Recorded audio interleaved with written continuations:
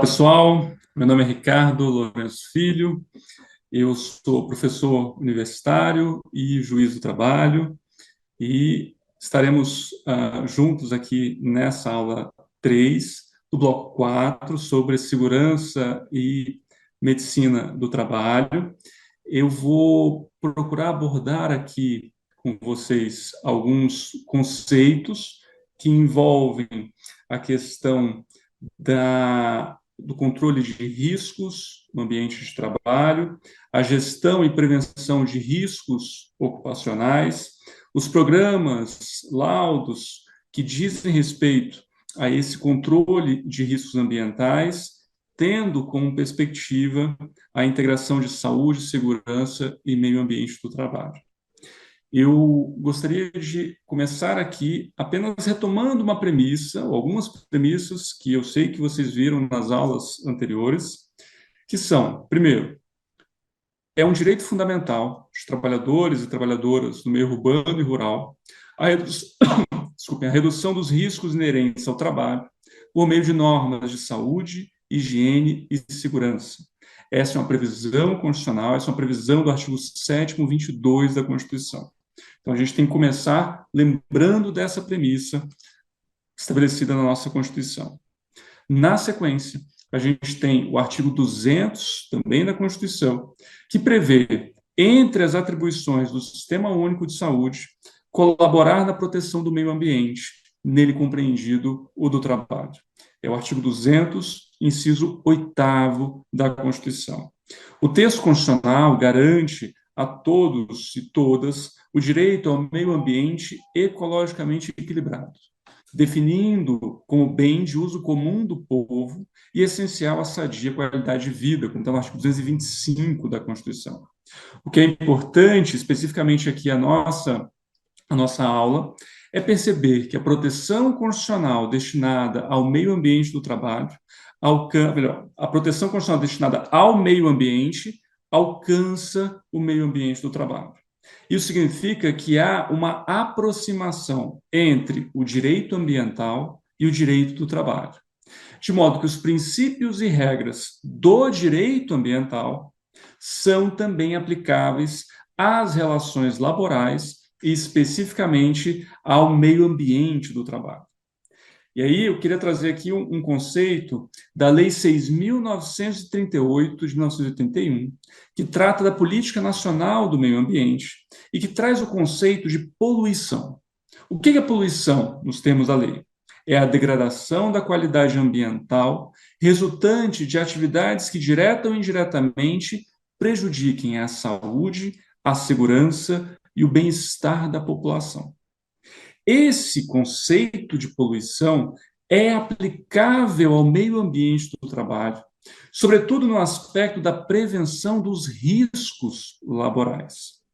Além disso, a gente tem alguns princípios que dizem respeito ao meio ambiente e que são aplicáveis também ao meio ambiente do trabalho. A gente tem aí, nesse sentido, o princípio da sustentabilidade e o princípio de um desenvolvimento econômico sustentável, o princípio da prevenção, o princípio da precaução e o princípio do poluidor pagador. Todos esses são princípios, portanto, que se aplicam ao que a gente pode chamar de direito ambiental do trabalho. No plano internacional, o Brasil ratificou a Convenção 155 da Organização Internacional do Trabalho, que é uma convenção sobre segurança e saúde dos trabalhadores e das trabalhadoras. Essa convenção traz várias disposições voltadas à prevenção de acidentes e doenças no trabalho. A convenção estipula que deverá ser exigido dos empregadores que, na medida do possível e do razoável, garantam a segurança dos locais de trabalho, de modo a não implicarem risco algum para a segurança e a saúde dos trabalhadores. Esse é o item 1 da Convenção 155 da OIT. A Convenção vai estipular também que, sempre que necessário, a empresa deve fornecer roupas e equipamentos de proteção adequados, de modo a prevenir na medida do razoável, do possível, os riscos de acidentes ou de efeitos prejudiciais para a saúde. O que a gente percebe desses itens da Convenção 155?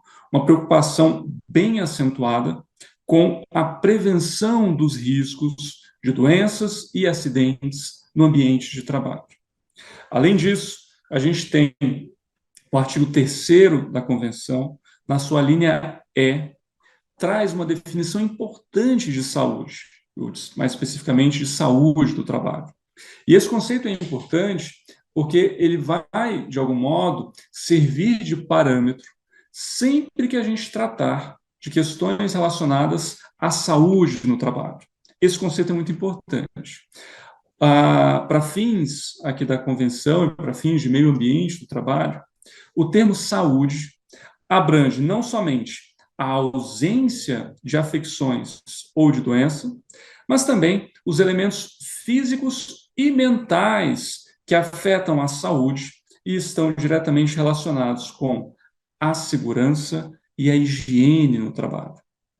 Esse conceito de saúde, ele é muito interessante porque ele chama a atenção não apenas para os riscos de doenças, de acidentes que dizem respeito à integridade física da pessoa que trabalha, mas também chama a atenção para eventuais riscos psicossociais decorrentes do ambiente de trabalho, ou seja, decorrentes da forma como o trabalho é organizado. Então, quando a gente fala de saúde no trabalho, a gente não diz respeito apenas à saúde que envolve a integridade física, a integridade corporal da pessoa que trabalha. Mas isso também diz respeito à sanidade, à saúde mental da pessoa que trabalha. Por isso que situações que envolvem assédio moral, assédio sexual, são situações de trabalho que contrariam esse direito fundamental à preservação da saúde da pessoa que trabalha. Então, essa compreensão mais ampla de saúde é bem importante para a gente entender o alcance do direito fundamental que a gente vinha falando aqui no começo dessa aula. Ainda no plano internacional, a gente tem algumas outras convenções da OIT que são relevantes em matéria de prevenção de riscos laborais. São convenções que tratam de assuntos mais específicos, dependendo do seu campo de aplicação, mas que são, como um todo, voltadas a essa preocupação com a preservação da saúde das pessoas que trabalham.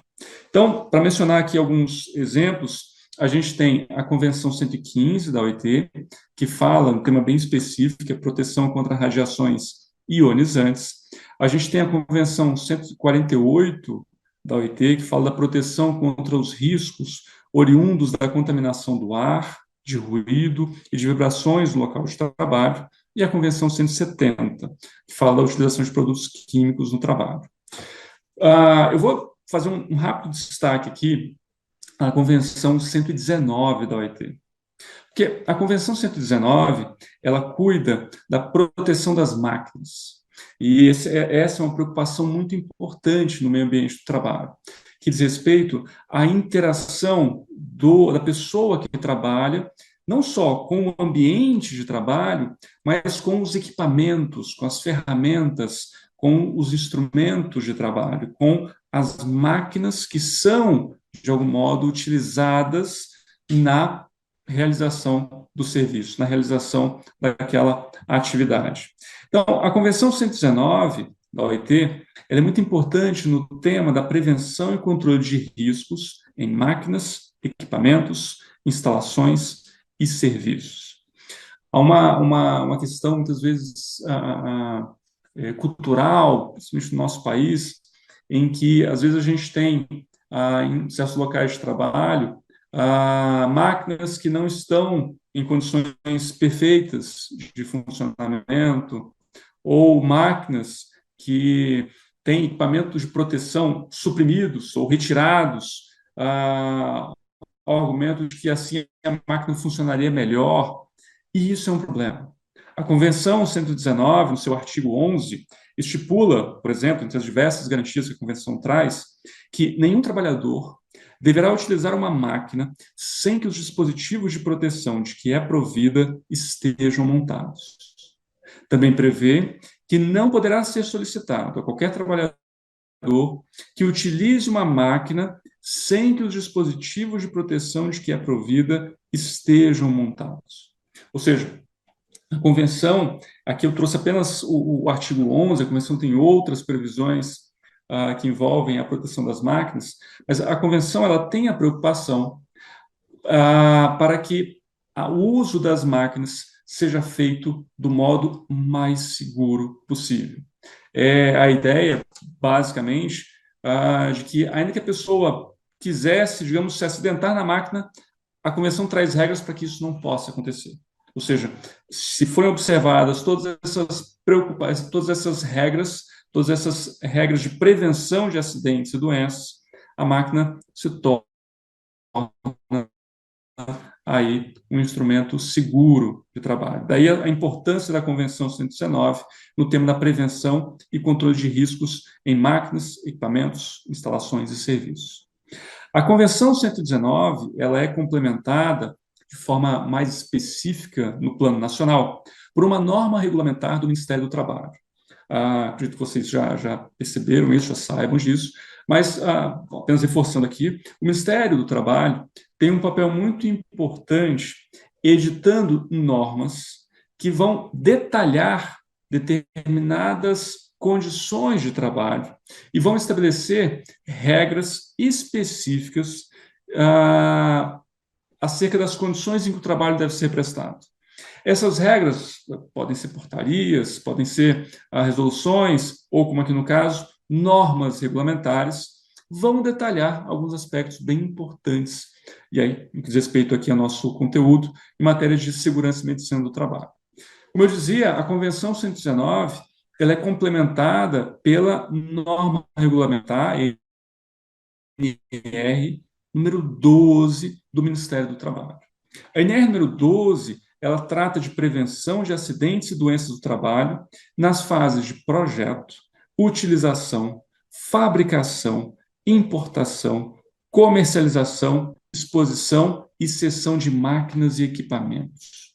Então, ela diz respeito a um complexo de atividades relacionadas a máquinas e equipamentos de trabalho. Não só ao uso dessas máquinas e desses equipamentos, mas a própria fabricação, importação, comercialização dessas máquinas e desses equipamentos.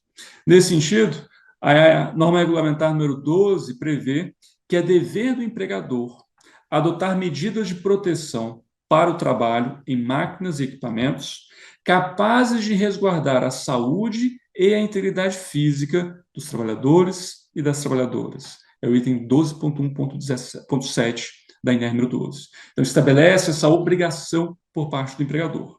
Já aos trabalhadores e às trabalhadoras, compete, entre outras obrigações, cumprir todas as orientações relativas aos procedimentos seguros de operação, alimentação, abastecimento, limpeza, manutenção, inspeção, transporte, desativação, desmonte e descarte das máquinas e equipamentos. Além disso, também é dever dos trabalhadores e das trabalhadoras não realizar qualquer tipo de alteração nas proteções mecânicas ou dispositivos de segurança de máquinas e equipamentos, de maneira que possa colocar em risco a sua saúde e a integridade física ou de terceiros. Então, a ANR, ela traz, entre outras regras, traz obrigações destinadas aos empregadores, no que diz respeito especificamente a adotar essas medidas de proteção ao trabalho em máquinas e equipamentos, com o objetivo de preservar a saúde e a integridade física da pessoa que trabalha. Lembrando que o conceito de saúde deve ser compreendido naquele sentido amplo que eu mencionei agora há pouco, envolvendo não só a integridade física, mas também a integridade mental da pessoa que trabalha. E cabe aos trabalhadores e trabalhadoras, por outro lado, cumprir todas essas orientações relativas aos procedimentos de segurança no que diz respeito à utilização de máquinas e equipamentos. Também compete aos trabalhadores e às trabalhadoras, nesse sentido, não realizar nenhuma modificação na máquina ou no equipamento que envolva a retirada de proteções mecânicas ou dispositivos de segurança que possam aí, cuja retirada possa colocar em risco a saúde da pessoa que trabalha ou terceiro, uma pessoa que esteja ali no contexto daquele ambiente de trabalho. Ainda no que diz respeito à prevenção de acidentes e doenças relacionadas ao trabalho, a gente tem regras importantes relativas à constituição da CIPA. CIPA é a Comissão Interna de Prevenção de Acidentes e Assédio. A CIPA está regulamentada na CLT, nos artigos 162 e seguintes da Consolidação das Leis do Trabalho, mas ela é regulamentada de forma mais específica, mais detalhada, pela NR número 5 do Ministério do Trabalho. O objetivo da CIPA é a prevenção de acidentes e doenças relacionadas ao trabalho, de modo a tornar compatível permanentemente o trabalho com a preservação da vida e a promoção da saúde do trabalhador. Esse é o item 5.1.1 da NR número 5 do Ministério do Trabalho.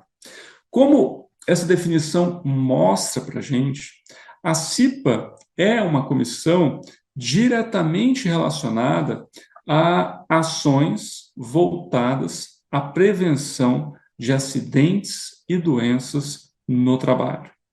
A preocupação que justifica o funcionamento da CIPA é tornar compatível o trabalho com a preservação da vida, com a promoção da saúde da pessoa que trabalha. Nesse sentido, todas essas medidas que a gente está tratando aqui, elas têm uma preocupação fundamental. Elas têm uma preocupação, na verdade, histórica, porque, em termos históricos, quando a gente pensa na evolução, no desenvolvimento do direito do trabalho, uma das primeiras preocupações do direito do trabalho foi justamente a preocupação com a preservação do corpo da pessoa que trabalha. Ou seja, a adoção de medidas para evitar a destruição do corpo da pessoa que trabalha. Por isso que em vários países, isso aconteceu no Brasil também, algumas das primeiras leis em matéria trabalhista foram leis relacionadas a acidentes do trabalho. Leis que tratavam de regras de prevenção, ou principalmente de sanção, de reparação para situações de acidente do trabalho. E aí percebeu que era necessário preservar a força de trabalho, era necessário preservar a integridade da pessoa que trabalha, justamente para preservar a própria manutenção do sistema. Ou seja, é necessário que a força de trabalho tenha condições de ser utilizada continuamente nas fábricas, indústrias, empresas e por aí vai. Então, por isso que há essa preocupação com a preservação da força de trabalho. Então, contemporaneamente, a gente consegue identificar, então, a permanência dessa justificativa. A CIPA é um desses instrumentos. A Comissão Interna de Prevenção de Acidentes e Assédio, ela tem esse objetivo. Ela é composta por representantes dos empregados, empregadas na empresa, mas também por representantes do empregador. Então, ela tem uma composição mista. Há representantes dos trabalhadores, das trabalhadoras, e há representantes, dentro da CIPA, do empregador. Né? Mas o objetivo é comum. O objetivo é buscar ações voltadas à preservação da vida e à promoção da saúde das pessoas que trabalham naquele estabelecimento. A CIPA vai buscar realizar um mapeamento dos diversos riscos do local de trabalho, indicando perigos físicos, químicos, biológicos, psicológicos, psicossociais, etc. Entre outras atribuições, para a gente deixar mais claro aqui qual é o papel da CIPA, a gente pode olhar o item 5.3.1 da NR número 5. E a gente vai ver lá, acompanhar o processo de identificação de perigos e a avaliação de riscos, bem como a adoção de medidas de prevenção implementadas pela organização. Então, a CIPA vai ter essa incumbência de observar, acompanhar o processo que a empresa vai encaminhar para identificação de perigos, a avaliação dos riscos e quais medidas serão adotadas pela empresa no que diz respeito à prevenção desses riscos. Também é incumbência da CIPA verificar os ambientes e as condições de trabalho, visando identificar situações que possam trazer riscos para a segurança e a saúde das pessoas que trabalham no estabelecimento. Ou seja, a CIPA ela tem esse papel, quase um papel de fiscalização, um papel de verificação do ambiente, das condições em que o trabalho é realizado, com o objetivo de identificar aquelas situações de risco para a segurança e a saúde das pessoas que trabalham no estabelecimento. A CIPA também vai ter como atribuição analisar os casos de acidentes e doenças relacionadas ao trabalho. Então, a CIPA ela tem não só uma atuação preventiva nesse sentido, mas uma vez ocorrido um acidente ou constatado algum caso de doença relacionada ao trabalho, a CIPA vai acompanhar a análise desse infortúnio e propor, quando o caso, medidas para a solução dos problemas que sejam identificados. Então, se identificar que um determinado acidente decorreu de uma falha em termos de segurança no trabalho, ou porque um determinado equipamento de proteção não foi fornecido, ou porque houve uma negligência no que diz respeito à adoção de uma medida de segurança, cabe à CIPA propor medidas para a solução desses problemas. E aí, de forma a preservar aquela coerência com o conceito que eu mencionei para vocês agora há pouco, o conceito de saúde, que saúde não envolve apenas a integridade física da pessoa que trabalha, mas envolve também a integridade psicológica, psicossocial da pessoa que trabalha. Também é incumbência da CIPA incluir temas referentes à prevenção e ao combate ao assédio sexual e a outras formas de violência no trabalho nas suas atividades e práticas. Então, fica claro aqui para a gente que a atuação da CIPA ela diz respeito não apenas a acidentes e doenças físicas decorrentes do trabalho, mas também diz respeito a situações de violência no trabalho. Violência aqui também é violência moral. A violência que pode desencadear ou pode resultar numa situação de assédio moral ou assédio sexual. Por isso que a CIPA é a Comissão Interna de Prevenção de Acidentes e Assédio. Como eu disse agora há pouco, a CIPA ela é composta de representantes dos trabalhadores, das trabalhadoras e de representantes dos empregadores. Os representantes dos trabalhadores e das trabalhadoras são eleitos pelos próprios trabalhadores e pelas próprias trabalhadoras, ou seja, as pessoas que trabalham no estabelecimento vão eleger quem são os seus representantes na Comissão Interna de Prevenção de Acidentes e Assédio. Já o empregador vai indicar os seus representantes na CIPA. Tá? Também a CIPA vai ter essa composição, digamos, mista no sentido de que uma parte é indicada pelas pessoas que trabalham, outra parte é indicada pelo empregador. A NR número 5 estabelece ainda um escalonamento relativamente ao número de membros da CIPA, da Comissão Interna de Prevenção de Acidentes e Assédio, dependendo do grau de risco na atividade do empregador e do número de empregados e empregadas no estabelecimento. Então, qual é a lógica aqui? Se a gente tem um estabelecimento em que se explora uma atividade econômica, em que há um maior risco de acidentes, um maior risco de doenças, então a necessidade da CIPA será maior e o número de empregados da CIPA tende a ser maior.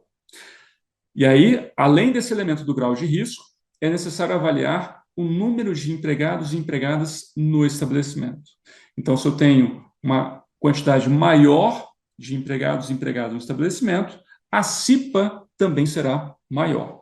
Por exemplo, para empresas cuja atividade econômica esteja classificada como de grau de risco número 3, é o que acontece, por exemplo, em atividades econômicas de abate de suínos e aves, alguns frigoríficos, por exemplo, ou numa atividade econômica que esteja classificada como grau de risco 4, é o que acontece na extração de minério de ferro, por exemplo.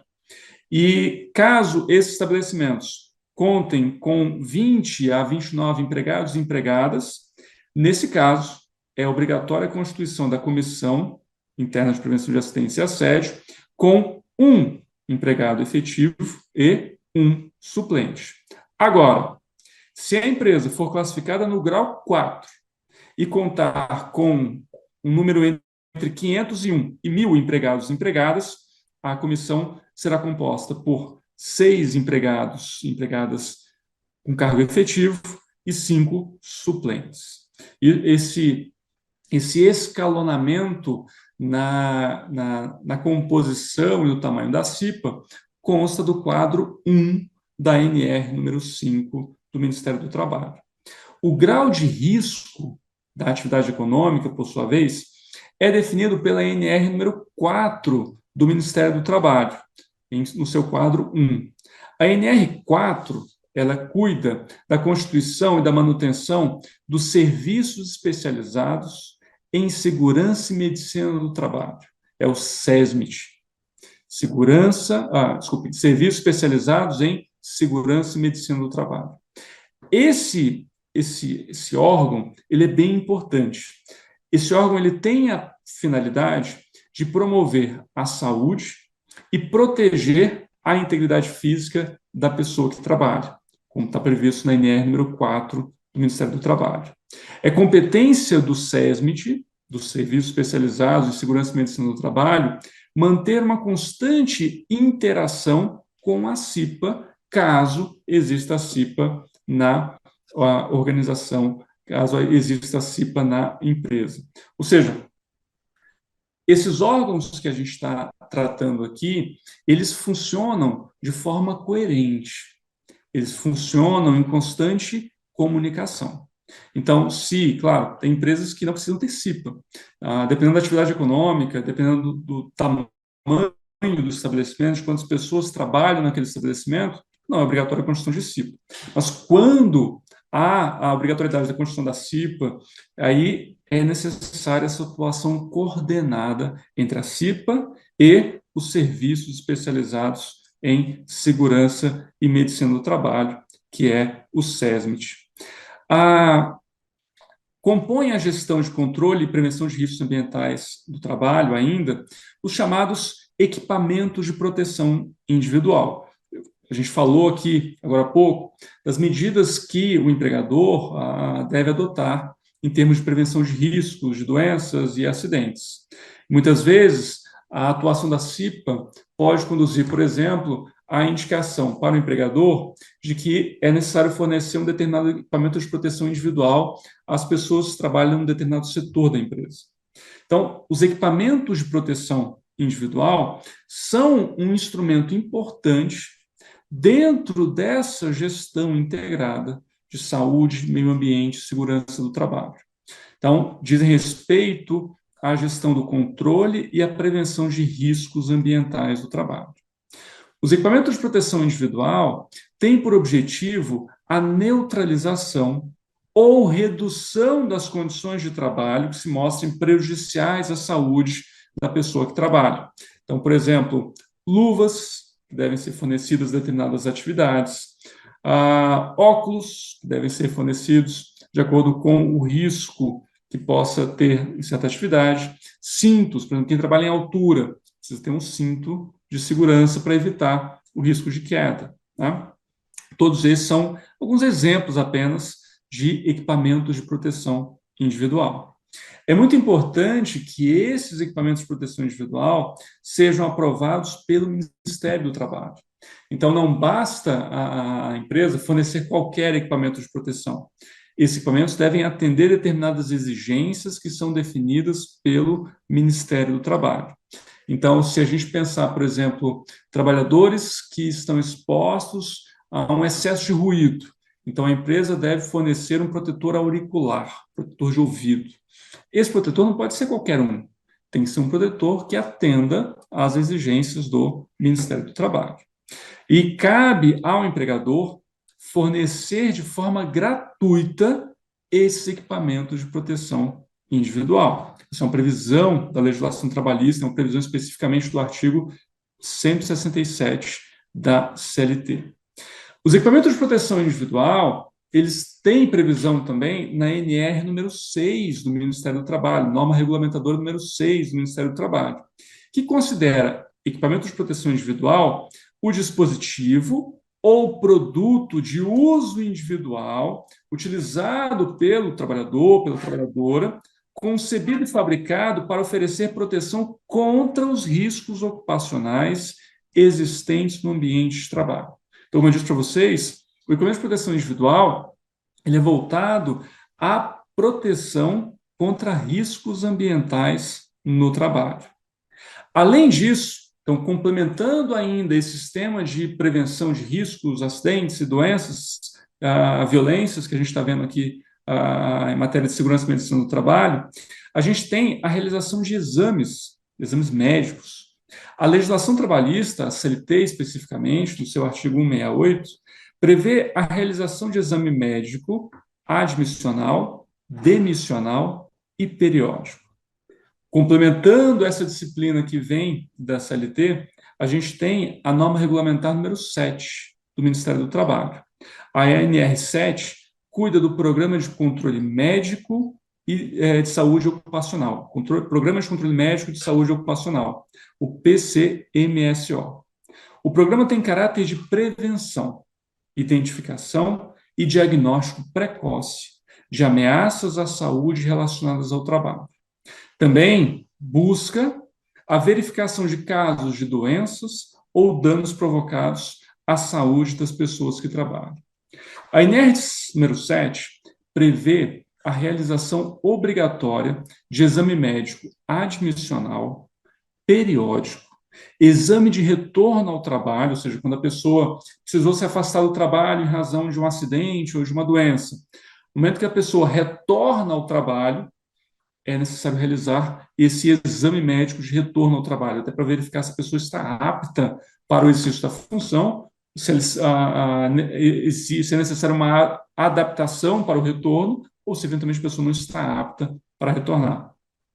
Também é necessário um exame médico de mudança de função, se a pessoa tem a sua função alterada na empresa, se ela é promovida na empresa, enfim, aí é necessário fazer esse exame médico. E também é necessário o exame médico demissional, ou seja, quando a pessoa é dispensada ou sai da empresa por alguma razão.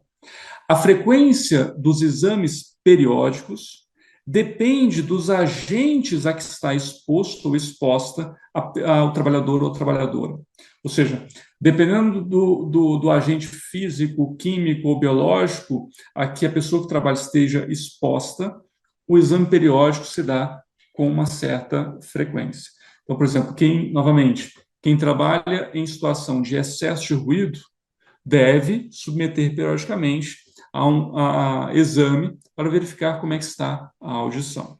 Em razão desses exames, é emitido, então, um atestado médico, um atestado de saúde ocupacional. As normas, todas essas normas que a gente está vendo aqui de prevenção, também envolvem ainda regras que tratam de ergonomia no trabalho. Ou seja, as regras sobre ergonomia também compõem a política de prevenção e controle dos riscos do ambiente de trabalho. Há aqui uma preocupação ampla com a interação da pessoa, do trabalhador ou trabalhadora, com o local de trabalho. Mais uma vez, a gente percebe essa preocupação da interação da pessoa que trabalha com o seu local de trabalho.